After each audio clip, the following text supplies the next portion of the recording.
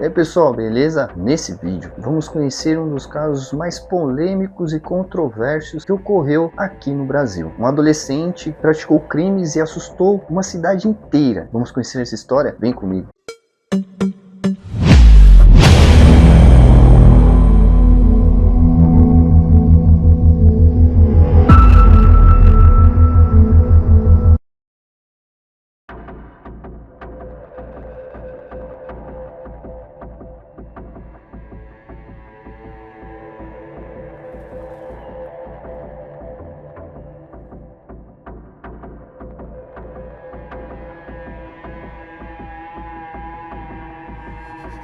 A violência não nasce pronta. Ela costuma crescer lentamente, alimentada por abandono, medo, desigualdade e pela ausência de oportunidades. Para compreender a história de Elin, é preciso voltar muitos anos antes das manchetes dos jornais, antes das investigações policiais, antes do apelido que ficaria conhecido em todo o Brasil. É preciso voltar ao garoto, Hélio Aparecido de Almeida. Nasceu em uma realidade muito distante daquela vivida pela maioria dos brasileiros. Sua infância foi marcada por dificuldades econômicas, pela fragilidade das estruturas familiares e por um ambiente onde o crime fazia parte do cotidiano. Na década de 1980, diversas cidades do interior paulista conviviam com o crescimento do tráfico de drogas, da circulação de armas ilegais e da violência entre grupos criminosos. Em muitos bairros periféricos, crianças cresciam observando aquilo como se fosse parte natural da vida. Os criminosos não eram figuras distantes, moravam na mesma rua, frequentavam os mesmos bares, conheciam as mesmas famílias. Para muitos adolescentes, entrar para o crime parecia oferecer aquilo que a sociedade não conseguia entregar: dinheiro rápido, respeito e uma sensação de pertencimento. Elinho cresceu exatamente nesse cenário. Pouco se sabe com absoluta certeza sobre detalhes de sua infância. Muitos relatos divulgados ao longo dos anos vieram de reportagens, entrevistas e investigações policiais, mas parte dessas informações nunca pôde ser confirmada de forma independente. Ainda assim, existe um consenso entre especialistas: o ambiente social em que ele conviveu era extremamente vulnerável. Enquanto outras crianças brincavam nas ruas, muitos jovens de sua comunidade já aprendiam a identificar o som de tiros, aprendiam quais ruas deveriam evitar, aprendiam quem mandava em determinados bairros, aprendiam muito cedo que desafiar certas pessoas podiam custar a própria vida. Foi nesse universo que Elinho começou a construir sua visão de mundo. A escola, que poderia representar uma oportunidade de mudança, disputava espaço com uma realidade muito mais dura. A evasão escolar era frequente, a falta de perspectiva também. Sem políticas públicas suficientes e convivendo diariamente com a violência, diversos adolescentes acabavam sendo recrutados por criminosos mais experientes. No início, as tarefas pareciam pequenas: levar um recado, observar a movimentação da polícia, transportar pequenas quantidades de drogas, guardar armas, funções consideradas de baixo risco para os líderes das organizações, mas que serviam como porta de entrada para um universo muito mais perigoso. Quanto mais tempo permaneciam nesse ambiente, maiores eram as chances de assumirem funções mais violentas. Foi justamente nesse mecanismo que chamou a atenção de investigadores anos depois. Segundo autoridades responsáveis pelo caso, Elinho era iniciado sua aproximação com o crime ainda muito jovem, tornando-se conhecido entre criminosos locais por sua disposição em cumprir ordens sem hesitação. É importante destacar que muitos episódios dessa fase inicial nunca foram completamente documentados em processos judiciais. Parte da reconstrução de sua trajetória depende de relatos posteriores e da cobertura da imprensa. Mesmo assim, um fato era evidente: o ambiente em que ele cresceu favorecia o recrutamento de adolescentes. Especialistas em segurança pública afirmam que organizações criminosas frequentemente utilizavam menores porque sabiam que, na época, a legislação previa medidas socioeducativas diferentes das penas aplicadas aos adultos.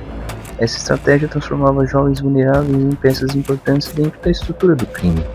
Enquanto isso, a população observava o aumento da violência sem imaginar que um adolescente começava a chamar a atenção das autoridades. Seu nome ainda era praticamente desconhecido fora da cidade, mas isso mudaria muito em breve. Os investigadores afirmam que, antes mesmo de completar a maioridade, Elinho já circulava entre pessoas envolvidas em atividades criminosas e construía uma reputação que despertava temor tanto entre rivais quanto entre moradores. O menino, que crescera em meio à pobreza, começava a trilhar um caminho do qual seria extremamente difícil voltar. Ninguém poderia imaginar que aquele adolescente, anos depois, seria retratado pelos jornais como um dos casos mais emblemáticos da criminalidade juvenil brasileira. Mas a transformação não aconteceu de um dia para o outro. Ela foi lenta, silenciosa e construída em um ambiente onde a violência parecia falar mais alto do que qualquer oportunidade de mudança. Com o passar do tempo, o medo começou a dominar a cidade. Segundo as investigações da época, uma sequência de homicídios e disputas entre grupos criminosos aumentava a sensação de insegurança entre os moradores. As ruas ficavam vazias logo após o anoitecer. Comerciantes fechavam seus estabelecimentos mais cedo e muitas pessoas evitavam comentar os crimes e receosos de sofrer represálias. Nos corredores da delegacia, o mesmo nome aparecia repetidamente nos inquéritos: Elinho. Para a polícia, ele já era apontado como um dos jovens mais temidos da região. Entre a população, rumores sobre sua participação em crimes se espalhavam rapidamente, ampliando ainda mais o clima de tensão. Naquele momento, a cidade deixava de conviver apenas com a violência cotidiana. Ela passava a viver sob a sombra de um caso que, pouco tempo depois, ganharia repercussão em todo o Brasil. E tem cara de garoto. Ganhou um apelido de personagem de livro infantil, Pequeno Príncipe. O Pequeno Príncipe é um matador. Confessou o fuzilamento de 65 homens, todos bandidos ou almas cevosas, como diz ele. Foi nesse período que o nome de Elinho deixou de circular apenas entre criminosos e passou a aparecer com frequência nos inquéritos policiais. Segundo as investigações, ele foi apontado como suspeito de participação em diversos homicídios ligados principalmente a disputas entre grupos criminosos e ao tráfico de drogas. Ao longo dos anos, diferentes reportagens citaram números variados de vítimas atribuídas a ele, mas essas estimativas permanecem controversas e nem todas resultaram em condenações específicas. A cada novo crime, o apelido Pequeno Príncipe ganhava ainda mais destaque na imprensa, transformando o adolescente em um dos rostos mais conhecidos da violência juvenil no Brasil. Enquanto a polícia intensificava as investigações, a população assistia, apreensiva, ao crescimento de um caso que ultrapassaria os limites da cidade e se tornaria notícia em todo o país. À medida que os crimes se acumulavam, a pressão sobre as forças de segurança aumentava. Delegados e investigadores passaram a reunir depoimentos, laudos periciais e informações de inteligência para identificar os responsáveis pela onda de violência. Em diversos inquéritos, o nome de Elinho aparecia como suspeito, levando a polícia a concentrar parte dos esforços em monitorar seus passos e os de pessoas próximas. As investigações, no entanto, enfrentavam um grande obstáculo: o medo.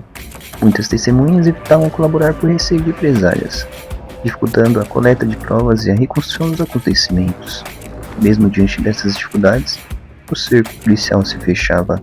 Era apenas uma questão de tempo até que a busca por Elinho chegasse ao momento decisivo, colocando um dos casos mais comentados da criminalidade juvenil brasileira diante da justiça. Depois de meses de investigação, a polícia finalmente cercou aquele que considerava um dos principais alvos da operação. Elinho foi apreendido ainda adolescente, em uma ação que rapidamente ganhou destaque na imprensa nacional. As imagens de sua captura circularam pelos jornais, transformando o jovem em um dos rostos mais conhecidos da criminalidade juvenil brasileira. Durante os interrogatórios, investigadores buscaram esclarecer sua possível participação nos diversos homicídios investigados, enquanto a acusação sustentava que havia elementos para vinculá-lo a uma série de crimes.